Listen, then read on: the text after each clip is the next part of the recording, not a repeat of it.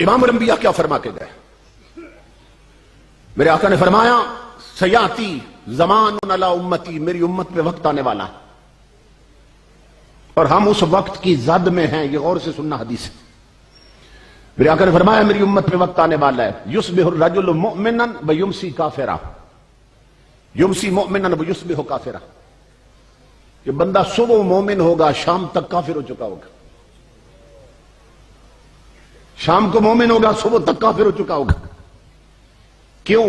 اس لیے کہ اسے جائیداد کی فکر ہوگی، بنگلوں اور پلاٹوں کی فکر ہوگی، کوٹھیوں کی فکر ہوگی، اپنی زمینوں کی فکر ہوگی، کاروبار کی فکر ہوگی، ملازمت کی فکر ہوگی. اگر نہیں فکر ہوگی تو اپنے ایمان کی فکر نہیں ہوگی کہ جو سب سے قیمتی شے ہے اس کی فکر نہیں ہوگی، وہ لٹا بیٹھے گا. صبح مومن ہوگا شام تک کافر ہو چکا ہوگا. اور اس کے بہت سے محرکات اور عوامل. ہمارے ہاں کفر لکھا جا رہا ہے، کفر پڑھا جا رہا ہے، کفر خریدا جا رہا ہے، خرید کے کفر سنا جا رہا ہے. یہ صورتحال ہے. ہمارے اسلام آباد میں محفل نعت تھی. اب وہ کیپیٹل ہے ہمارے ملک کا، دارالحکومت، اور لوگ سمجھتے ہیں کہ وہاں کے رہنے والے زیادہ میچور ہوتے ہیں، زیادہ پڑھے لکھے لوگ ہیں اسلام آباد میں.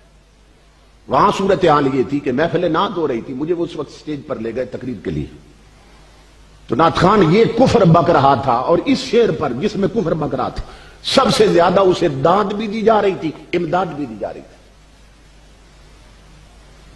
یعنی قوم کو ابھی تک یہ بھی نہیں معلوم کفر کیا اور اسلام کیا ہے. اور وہ کہہ رہا تھا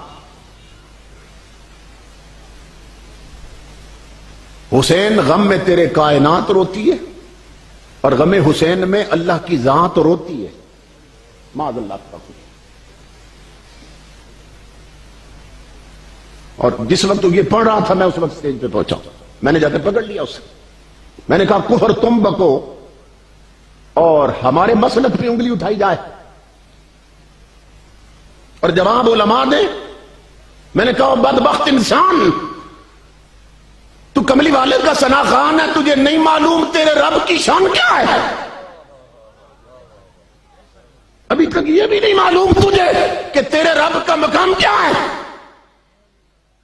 میں نے کہا میں آگے کلام نہیں پڑھنے دوں گا. تو خود کافر ہوا، مجمع کافر ہو گیا، کیونکہ رضا بالکفر بھی کفر ہوتی ہے. کفر سن کر پیسے وار رہے تھے. غم حسین میں اللہ کی ذات روتی ہے. معاذ اللہ استغفر اللہ. وہ پیسے وار رہے، اسے کلمہ پڑھایا، توبہ کروائی، پورے مجمع کو کلمہ پڑھایا اور توبہ کروائی. اب مجمع کو نہیں معلوم یہاں کیا ہوتا ہے، کیا پڑھا جا رہا ہے. وہ جھوم رہے ہیں اور جاتے ہیں گھروں کو تو ایمان لٹا کے جا چکے ہوتے. جو لوگ قوالیاں سنتے ہیں نا، ہمارے ملک کا جو مشہور ترین قوال نصرت فتح علی خان، اس کی یہ سی ڈی سب کے پاس ضرور ہوگی جو قوالیاں سننے کا شوق رکھتا ہے.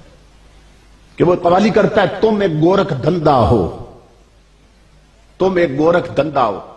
اور آپ جانتے ہیں قوال ایک مصرع پکڑ لیتے ہیں پھر اسی پہ ریجتے رہتے ہیں، تکرار کرتے ہیں بار بار. پیچھے ہم نوا بھی وہی پڑھتے رہتے ہیں تم ایک گورکھ دھندا ہو، تم ایک گورکھ دھندا ہو. 2 گھنٹے 2.5 گھنٹے اس نے وہ قوالی کی ہے. تو جانتے ہیں کہ اس میں گورکھ دھندا کس کو کہہ رہا ہے؟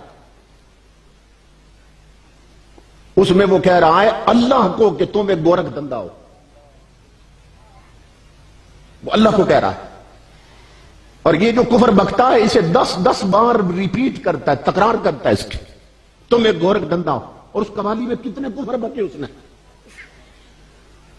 اب جنہوں نے یہ قوالی لکھی وہ لکھ کر کافر ہو گئے، جس نے پڑھی وہ پڑھ کے کافر ہوا. جنہوں نے خریدی انہوں نے کفر خریدا، اور سنی انہوں نے کفر سنا. تو ہم اس وقت میں ہیں جس کے بارے میں امام الانبیاء خبر دے گئے کہ بندہ صبح مومن ہوگا شام تک کافر ہو چکا ہوگا.